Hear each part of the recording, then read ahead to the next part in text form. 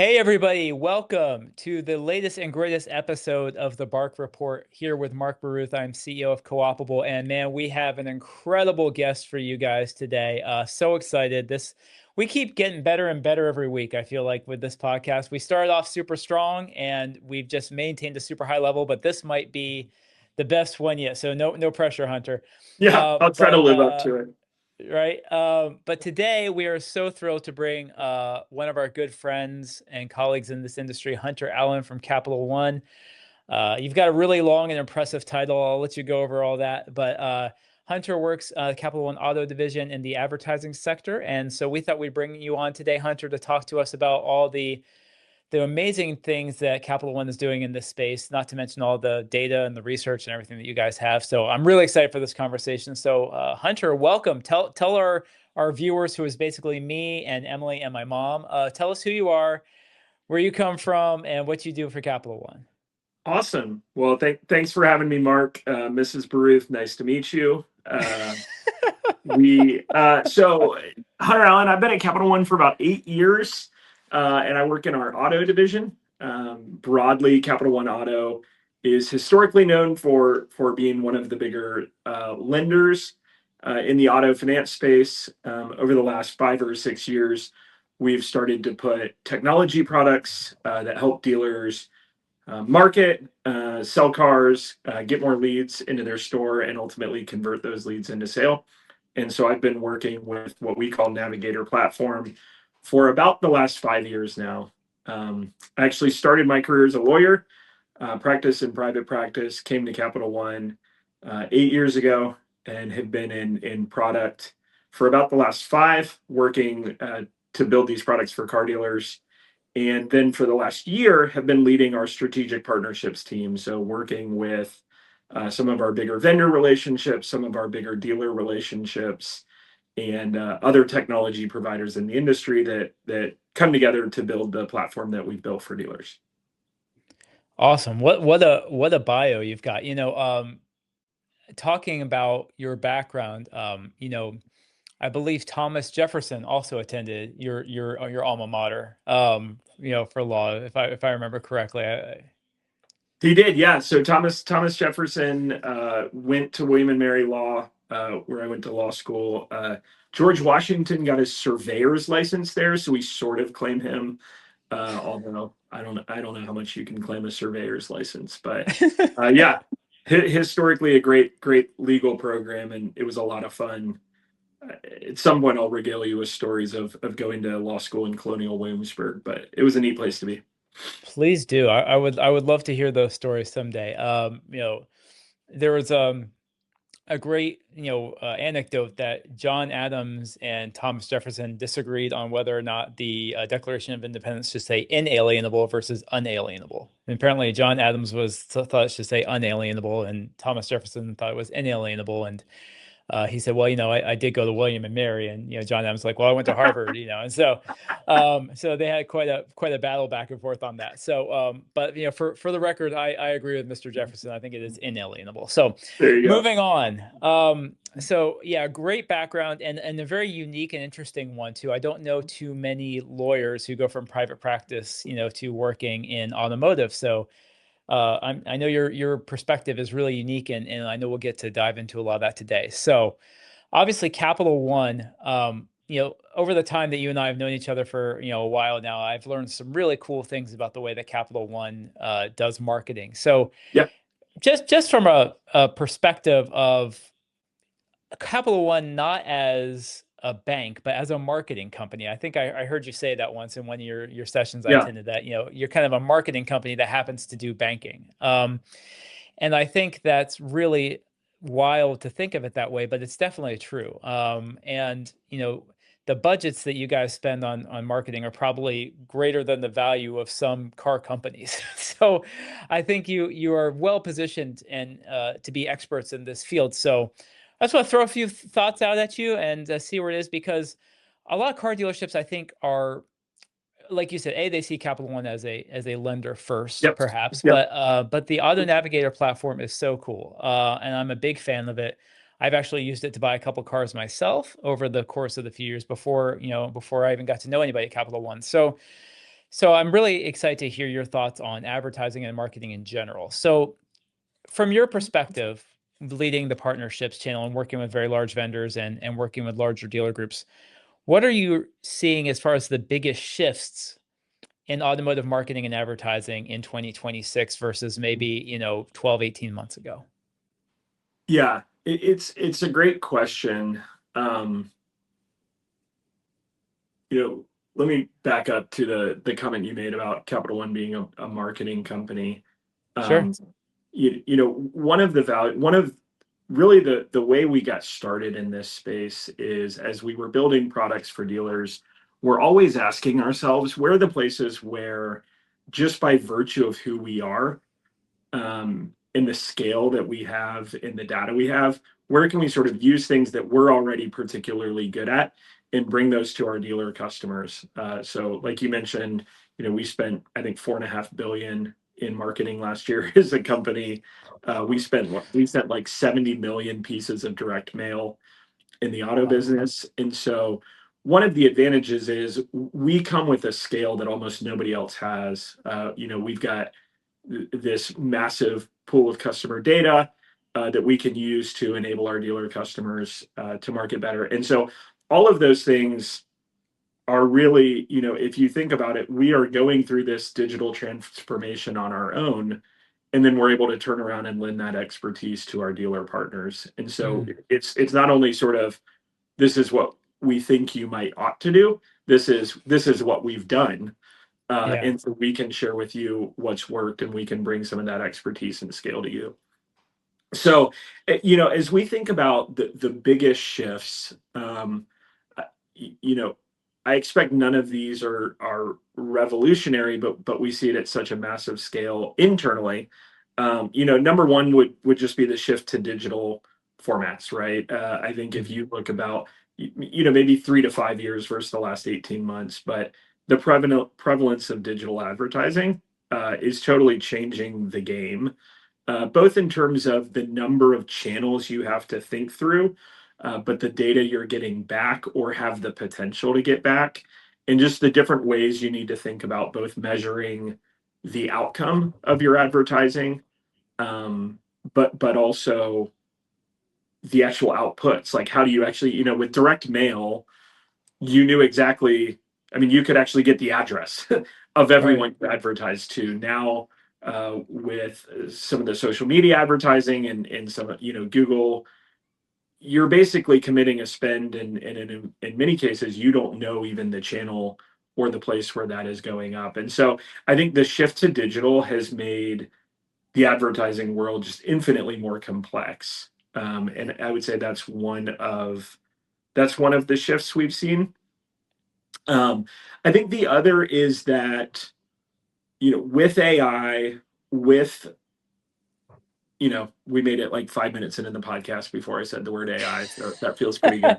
That's a Um, record. Most people are doing it within first 2 or 3 yeah, no, no, minutes I on this think my podcast. So corporate talking point said say AI 28 times. So, I think what AI is doing is allowing sort of personalization and experimentation at a massive scale.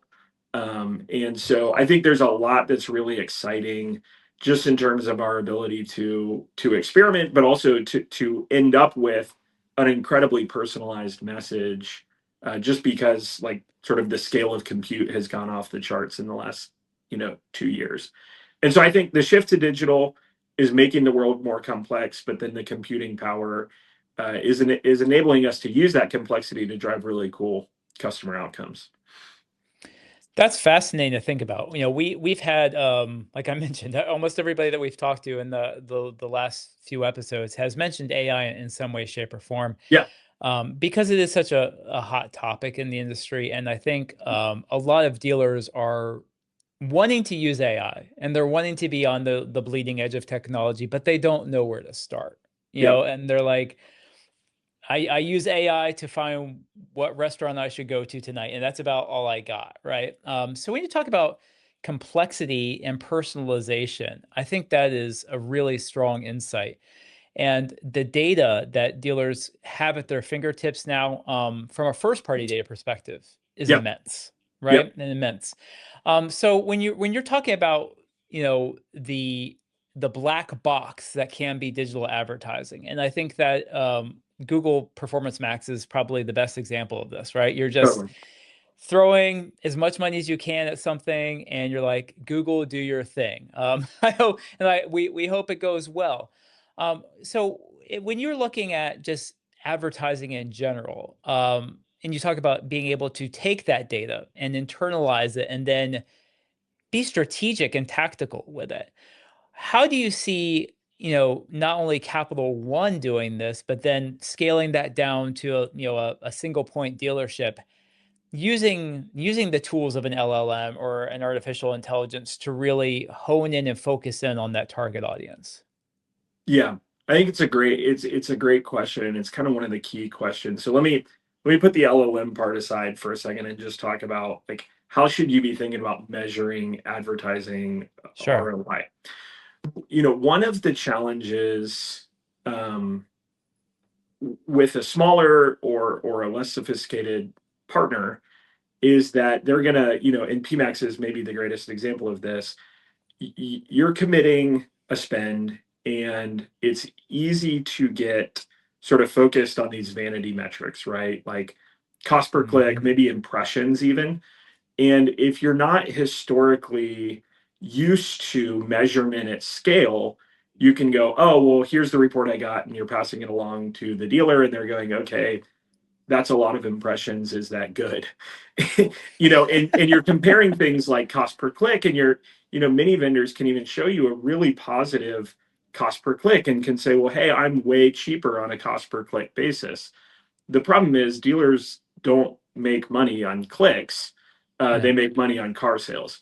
So one of the things that we always start with is you really have to start with full funnel measurement, right? If you're getting tons of impressions or tons of clicks, but it's coming, in the worst case through like YouTube's kids channel, those are not car buyers. And so those are not Right. valuable clicks. Whereas, if you have a history of working with the data, if you have a history of sort of ROI focused advertising, we can help dealers understand where are the highest returns and measure all the way down to funnel to like cost per sale, in which case you're getting much tighter to the P&L of the dealer and the thing they ultimately care about. So step one in how you think about this whole thing is you have to move beyond the vanity metrics. You have to move beyond impressions alone, cost per click alone, measure the full funnel all the way down to cost per lead, and in the best cases, cost per sale. So I think that's step one. Then in step two, like how do the LLMs get involved? How does the personalization get involved? One of the Mhm. other things that we try to really drive home with dealers is that the best way to understand your market is through testing. I think every director of marketing we work with, every dealer we work with, sort of leads with a presumption of, I understand my market. I've been doing this for years. I know what works. We have been incredibly surprised when we put out some tests and put out some templates that they might not have expected that end up performing higher. That they're really impressed with the data that comes through and sort of the information backed approach of instead of sort of leading with intuition, let's lead with facts and data and let's run enough tests to know. One of my favorite, Mark Zuckerberg gave a speech at some point where he talked about, at any given time, there's probably 10,000 versions of Facebook running in the wild because they're constantly releasing tests at small scales to learn what works and what doesn't. That's sort of, smaller than 10,000, but that's the approach we encourage dealers to take, which is to always be testing whether that's top level advertisement, whether that's messaging, whether that's imaging, and you really do learn that every geography, every credit segment, every OEM, sort of their customers think differently, and we try to encourage dealers to really test into what works rather than leading with an intuition. That's a tremendous point, Hunter. As you know, I've been in the automotive marketing space for a long time, and there's very few vendors who are out there who are willing to give dealers, I think, any level of flexibility. Yeah, Right? Because I think there's a couple of things that control that. Number one, the OEMs really like to have a really tight grip on things, and I think that can be good, right? It can control the brand, it can control the messaging, keep it from being Crazy Larry's car with the wacky waving inflatable guy on the corner. So some of those controls are good, but sometimes it does lead to a cookie cutter approach. yeah, And you've got people just like, not going to name names, but there's ad agencies out there. They've got people managing 200, 250 accounts, and they've just got to rubber stamp those things and get them out. Right. And as a result, I remember one time I walked into a dealership in Texas and they pulled up, search Volkswagen near me. And the top three search ads all were exactly the same text, yeah, and they happen to be one of those three, and they're like, um what's going on here? I'm like, well, your ad agency is also probably running ads for those dealerships and has a as a rubber stamp kind of approach. So the level of customization that you're offering there, I think, is stupendous and very cool for dealers to be able to take advantage of. Because you mentioned there's that level of testing, and then there's also the dealers who do know their market a little bit, right? And who say, right. hey, I've got, I think this type of template might work a little bit better for my clients, and you want to give them, some of that flexibility. So when you're talking to dealerships, like on advertising and initiatives and marketing initiatives, how is Capital One really working with people at that tier three dealership level on those initiatives? When a Capital One rep is walking into a store, what's that conversation look like with the dealer? Yeah. You know, the starting point you and I mentioned sort of at the kickoff is one of the things that differentiates us is we provide such a broad array of services to the dealer. We Hmm. are not Hmm. a marketing agency. We're not showing up just to sell you sort of a certain marketing spend with a management fee on top of that.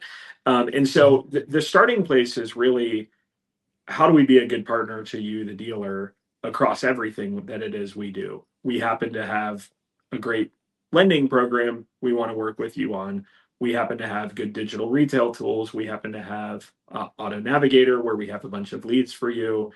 And we happen to have marketing products. So I think step one is we are not showing up as sort of a single solution provider saying, but let me sell you marketing products. We're saying, let me help you sell cars, and Mm. let's find the right thing for you to sort of empower or accelerate your business. So I think that's step one is you get the advantage of just this broad array of products. And then step two is we're really working with them on, sort of customization or empowering them to make these choices. Like you said, what we bring is the data and the scale. What dealers bring is their special sauce, their connection to their customers, their connection to their market. So we may help them with, let's think about a process that is going to get you to the best outcome. But we're not a creative agency showing up saying, like, let me tell you what messaging is going to work best. Mm. We're more empowering them with a process and a set of results and an ability to sort of analyze and learn. And so we think about it more as a partnership over time than being a vendor who has a very specific product that they're trying to sell. We think about it more as let's move from selling a product to partnering and bringing things like the data and the scale that we have naturally to your benefit as our partner.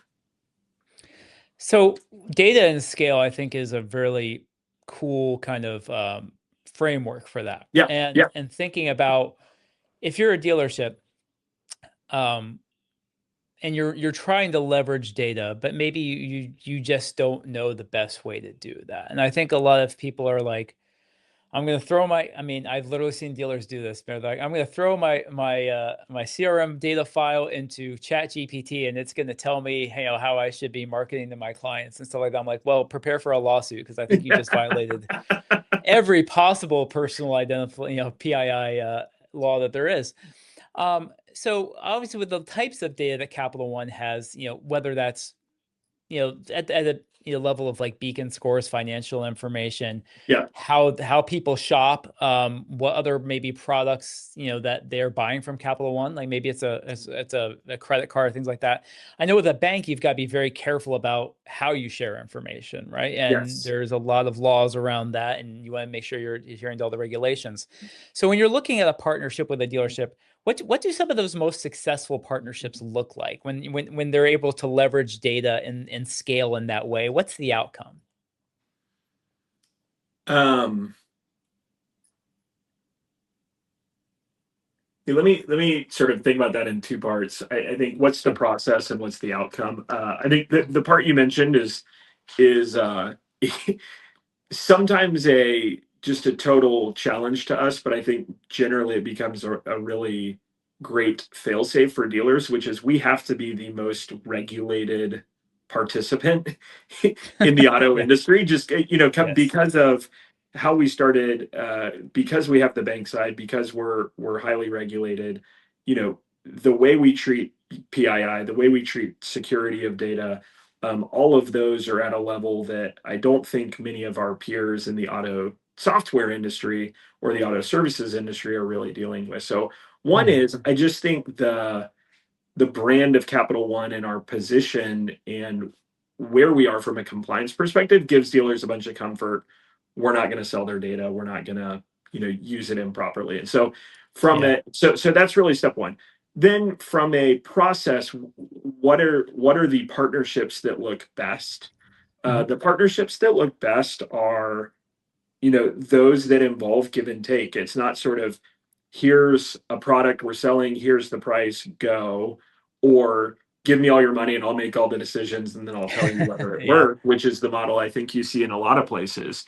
absolutely. It's more of, hey, let's try something, let's put out a campaign and let's try some digital and we'll recommend channels. We actually still think direct mail is incredibly effective. We can Absolutely. talk about that, but you know, direct mail is still again the bread and butter of I'm sure everyone listening gets Capital One mailers. They still work, and so we bring that scale. And so most of it is a give and take on understanding what are your goals, what are you trying to accomplish, how do we get you the best ROI for your marketing spend, whether that's direct mail with an OEM logo, whether that's direct mail with a Capital One logo and a pre-approval. That's sort of leveraging that brand that we bring to the benefit of your dealer, and gets a bunch more customers in the door. Or let's go into the digital advertising. And so we find the best partnerships from a process perspective are really, constant give and take, constant communication, constant iteration. And then on an outcome perspective, really focused on how do we sort of narrow in on the thing that is ultimately what the dealer cares about, which is selling more cars. And so much of our education, like I mentioned, is working people away from some of the vanity metrics or the things that they've been reported on for years Mhm. to the things that ultimately they care about and drive their revenue and their profitability. So there's a lot of things you said I want to react Yeah. to. So the the one thing that every dealer hates to hear, right, when a vendor walks in the door is if it sells you just one more car, it's worth it. Yeah. Um and I think that's true because there is no trackability for the vast majority of things that dealerships are spending money on. Or I shouldn't say there's no trackability, but there's certainly much less than people would like. And the last click attribution model still rears its ugly head all the Yeah. time, and dealers are looking at their CRM and going, well, I can attribute this many leads to that lead source, this many leads to this lead source, and I'm like, no, you can't. I Yeah. mean, not the way that you think you can. And so I Yeah. do think that it's very important to do exactly what you said, which is, okay, did you sell more cars this month than last month? And if you did, what are the factors there? And how is what Capital One or any vendor doing directly impacting that? And I think there's a lot of reasons why that happens. Marketing directors, I think, are very often compensated or judged by their ownership or their general managers based on how many leads did you drive, right? Yep. Not necessarily qual. I mean, sometimes there's closing percentages and things like that involved too, but a lot of times it's just pure lead volume. What are you getting? And I have been beating this drum for a while, and I'm curious to get your thoughts on this because I think it ties in really well that you're saying. I don't think dealers need more leads. Um, I think dealers need better conversion of the leads that they have or better targeted leads. Like you mentioned, Right. I don't really care if somebody from YouTube Kids is coming to look at all my Subaru WRXs, you know? Right. It's does this person have the right profile to buy this car? Do they have the right income level? Do they have the right credit score? Have they got, the right buying behaviors over time? Obviously Capital One sees things, like loan information, like credit score, like, probably what other products they have with Capital One, whether it's a Venture X card or, something like that. That probably allows, some more targeted approaches there. So when you're talking about selling more cars at the end of the day, everything that you mentioned kind of is when I think of your platform, I think of it as like an ecosystem, right? Like Right. everything is impacting it. Yep. Now, the one dirty secret that you just talked about is, and I would love to hear you talk a little bit more about this, is direct mail. I think every dealer on the planet loves direct mail, but they don't want to admit it. Because it makes them feel like, like, oh, that's like a dinosaur tactic, right? Like, oh, Yeah. that's what we used to do 20 years ago. And also it's expensive, but I will tell you, having been around this business, I worked for Automotive Mastermind for a couple of years, and at the end of the day, I think Mastermind is a great platform and a great product, but it's kind of a fancy direct mail house in some ways, and that they're just getting really targeted with their direct mail product. And when I would walk into a dealership when I worked for Mastermind, one of the first things the GM would say when he saw me is like, "Hey, I got 11 mailers in this month." Like, I'm like, "Cool, let's log into the platform. Let's look at behavior prediction scores." He's like, "I got 11 mailers this month." Yeah. And so, and I do think, especially with subprime, which I know is a big part of what Capital One and all lending institutions really focus on nowadays because it is a huge part of it, but I just think back to, like, if you're a subprime customer and you get that piece of mail in your house that has the Capital One logo on it that says you're pre-approved for a car, like, you're probably really happy, right? Yeah. You're like, so when you're talking to dealers about direct mail, what is the dealers' thoughts on direct mail that, as people are talking to them? Do they see it as like as valuable a tool as it is? Like, I'd just be really curious to know what your thoughts are on what or the conversations that you have with dealers and partners on direct mail in particular. Yeah. I think everything you said rings true and is consistent with what we hear from dealers. Oh man, they want this perception of moving forward, and so like I'm moving all into digital. Um, I'm moving all into email. I don't know. Nobody opens mail anymore. Everybody focuses on email. Couple of things we've learned just again internally at the scale we have. Uh, Direct mail for us has a three times response rate of email. Wow. Obviously, email has a lower cost. You can send it out, but in general, direct mail has a three times higher response rate. Surprisingly, some of the vendors that do direct mail, there's a vendor called LOB that does a state of direct mail report every year. Mhm. They're finding that Gen Z and millennials actually respond to direct mail at a higher rate than boomers and Gen X. That's There's interesting. something about, yeah, it's amazing, but there's something about the conditioning of folks who grew up with digital advertising actually have more of an attachment and more of a trust to the physical thing they can touch. It's almost like they're expecting the digital advertising, and so they're more attuned to it. Whereas when it's physical and they can touch it, they're responding at a higher rate, and they're saying that they trust direct mail and are willing to make purchases based on direct mail at a much higher rate. So I think a bunch of our intuition, the digital is super important. Like Of course. there's no doubt that the ability to target, the ability to just the scale of digital is unbelievable. And I started with digital is one of the shifts, and it's important, and doing it well is important. Um, Mm. but like you said, direct mail and particularly direct mail coupled with a finance pre-approval continues to be one of our most powerful channels. You think about the subprime space, what's their biggest concern I won't get in approved, going in? right? Yeah, is I'm gonna show up, I'm gonna fall in love with a car, I'm gonna get to the back, and I'm gonna get told I can't have it. And frankly, Mhm. I think that's dealers' concerns too, right? Of Is I'm gonna course, waste a bunch yeah. of time trying to sell a car and then trying to pivot somebody, off off the high end model into the 10-year-old model is a real challenge. And so that's Mhm. where we as a finance company in our roots have always found that bringing that financing up in the shopping journey, whether that's pre-qualing on Auto Navigator or pre-approval in the mailers, has been an incredibly valuable tool. It just takes a bunch of that guesswork out for the customer and for the dealer, and ends up with, to your point, much higher converting leads. Even if you're getting fewer leads, I would rather engage 10 customers and sell 4 cars than engage 40 customers and sell 4 cars.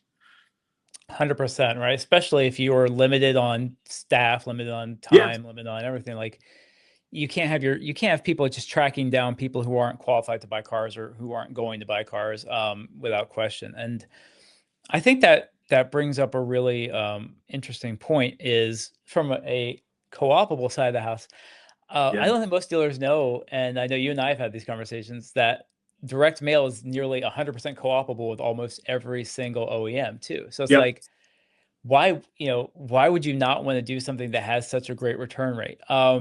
That you can use the OEM dollars to spend. So I think that's really powerful. Now, going back to digital, because that is obviously, no, and I'm not trying to, put us in the Wayback Machine here. I'm not yeah, suggesting anybody should buy the back page of the Miami Herald or anything anymore. I used to work there. I used to sell a lot of back pages for the Miami Herald at 20,000 bucks on for the sports section, and the Cadillac dealers would line up to buy that stuff. yeah, It yeah. was good times, but that was 10 years ago.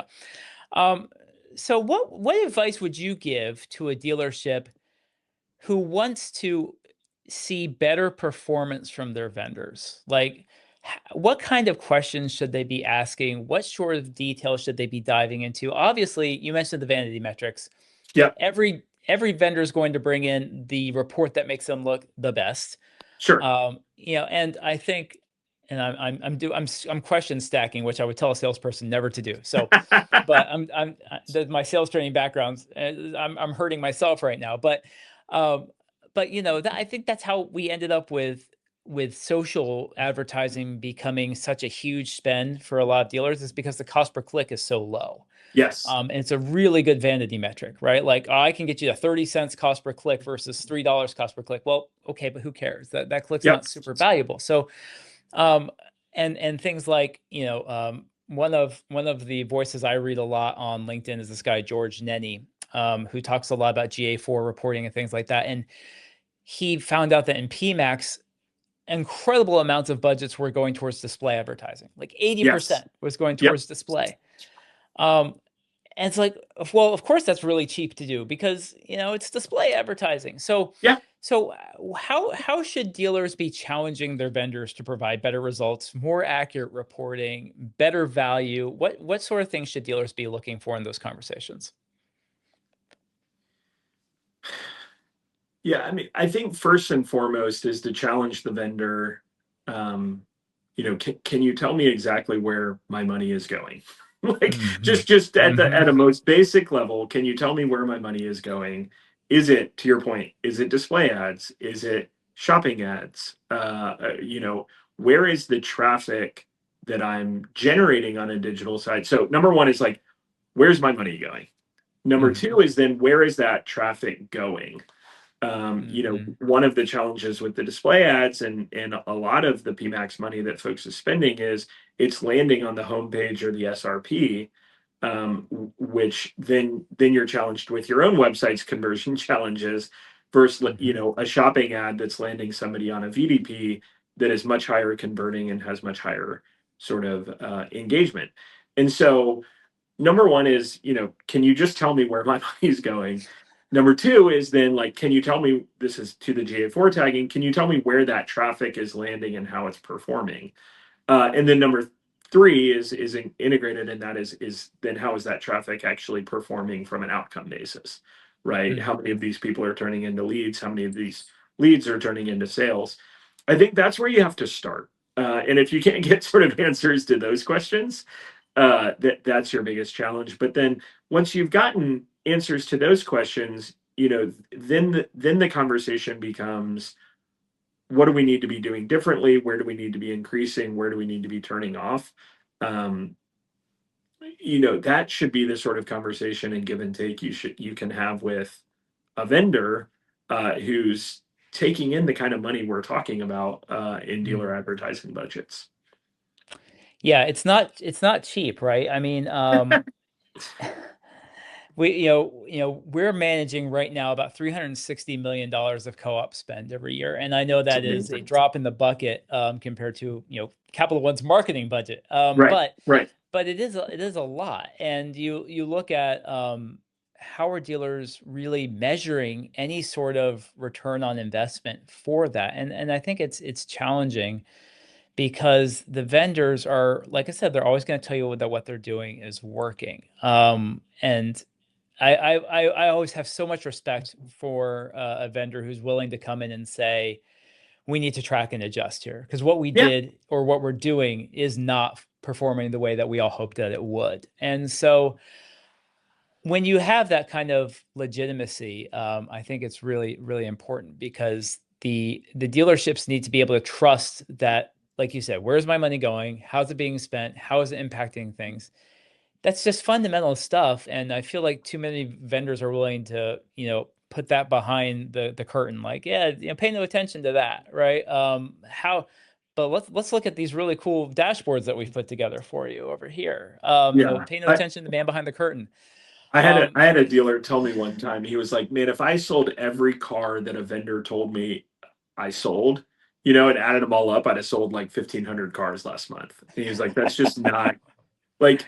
To some extent, everybody's coming in and saying like, "I helped you sell 40 cars," and so there is and we're trying to grow in this too. I Mhm. think we've always got reports that say, Capital One helped you sell tons of cars, and dealers are saying, "Well, that's on my website," and all of it's true.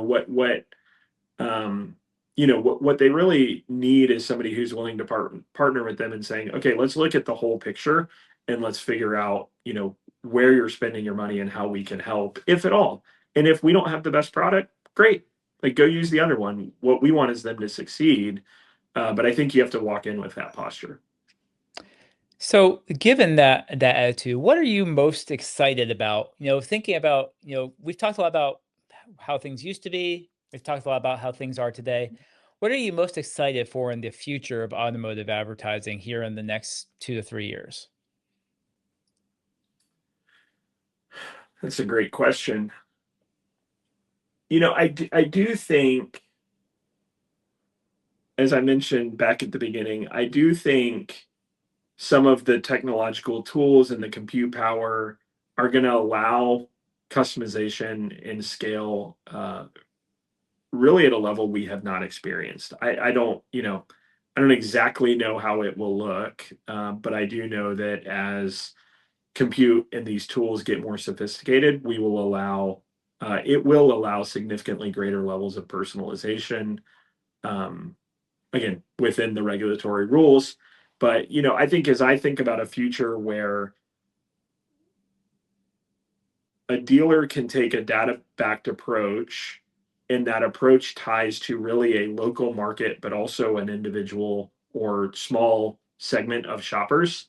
I think you can create a very powerful advertising tool in the future. Um, and again, that will only do the work of creating an efficient connection between dealers and customers. At the end of the day, the thing you're looking for as a dealer is, how do I connect with the customer who actually wants the cars I have and is a fit for sort of the set of things I'm selling? And so I think that world being more efficient, where dealers are connecting with the right customers who are in the right market, and that journey becomes more seamless because we've got the data layer that's connecting that shopping behavior to the in-store, ultimately to the financing into the purchase. I think that world is very exciting to me, and we're starting to see the pieces come together in the market. Agreed. I think as we get more one-to-one type marketing as we move forward, I think it just becomes a better experience, not just for the dealership, but also for the customer, right? Yeah, Because people love marketing that is relevant, and that speaks to what they're actually looking for, they're actually shopping for. And I think the closer you can get to tying your marketing down to the right car for the right person, the right, income level, the right credit score, the right, customer profile in general, I think customers are just going to be more and more receptive to that. And it becomes less of a shotgun approach and more of that individualized approach. So I couldn't agree with you more on all that. Now I saved the most important question for last as we wrapping up here. okay. Oh, what is, what is the hair care routine that you're kicking to make this hair look so fabulous on a daily Yeah. basis? All right, so this is all new to me, Mark. I for like 40 years I had the southern swoop where you just wake up and comb it across and Comes with the Vineyard Vines shirt yeah, already exactly. attached. You Yes. yeah, it comes with a pair of Sperry loafers and really short shorts. So that's been most of my life. And so I'd never used a hair product till like 6 months ago I don't when I believe you. I started don't growing it believe you. out. Uh, and so on days I wash, which is about every 3 days, I use a little bit of curl cream just to Okay. prevent the total frizz. And Yeah. then for about the first 6 months that I had longer hair, I was wearing my sunglasses on my head as like So the kind of the sweet back. the like slightly appropriate male headband until somebody told me it was not appropriate to be wearing They were sunglasses in correct. business Whoever meetings. told you that was right. Yes. So I started using some like molding wax to sort of Okay. play the role of the sunglasses and keep the hair out of my face. But dude, Ah. I'm open to suggestions. Like again, Okay. hair I've care got suggestions products for you. are Yes. brand new to me. So I will tell you a secret as somebody Yeah. who is, as is gifted with the curls as well here. Um, there are tremendous products for you in the ethnic hair care aisle. I Okay. kid you not. I kid you not. Okay. So Cantu is the way to go. It comes in orange bottles, okay? Okay. And it smells like coconut, which is always kind of pleasant to have that little, aroma going on there. But Do we need to disclose a sponsorship deal before we go into this section? I want to make sure we're there complying with FTC rules there here. is no hashtag ad here. No, there is not. This is an uncompensated endorsement of Cantu hair products. Okay. Uh, but orange bottle, and so I start with that. It's got a nice cream, but then there's a Not Your Mother's hair care products. They're like white and purple bottles, and there's a curl spray in there, right? So you use the cream to start, and you Yeah. kind of work that through, and then use the spray, and then I'm telling you, crunch. Go Okay. through and crunch everything, and that keeps all the curls like keeps them like tight, bouncy curls. That was the least masculine thing I've ever said in my life, but I'm okay with it. Whew, I just said tight, bouncy curls. Emily's gonna clip this, and it's gonna be Yep. all over the Yep. internet. This is making it somewhere. That's gonna be as viral as me and Emily and my mom can make it. And Hunter, thank you so much for your time today. It was an awesome conversation. I love how authentic you are when you talk about this stuff. You're not here to pitch. You're here just to give the best possible advice to dealers, which we really appreciate here. We love that so much. But that being said, if somebody does want to buy things from you, and I hope that they do because you guys have a tremendous technology and products, what is the best course of action a dealer can take? Yeah. Best thing, step one is talk to your sales manager. We've got hundreds of those out. Most dealers in the country have a sales manager. So talk to them. Would love to talk to you about marketing, products, direct mail, digital advertising. Step two, feel free to email me, hunter.allen@capitalone.com. Step three, if you ever want, you can Google Capital One Navigator platform. You'll find our discovery site there, and you can learn all about the products we have. So, Mark, this has been awesome. Thank you. We love Co-opable. We love the service you guys provide to dealers, making sure folks have choice in what they're doing. It's super important. So, thank you for the time. Happy to be here with you. Awesome, brother. Hey, if you found value in this, and we hope that you did, I gotta do the thing where I ask you to like and share and subscribe, right? So the more eyeballs that we can get on these conversations, it just helps all of us out, the dealership network, and getting this type of information out to everybody. So make sure you subscribe to the Bark Report. Go back and check out our previous episodes on some of these topics as well. Every guest we've had has been a home run, and we're really excited to have brought this episode to you today. So everybody have a wonderful day, and we will see you the next time. Take care. Awesome. Thank you, Mark.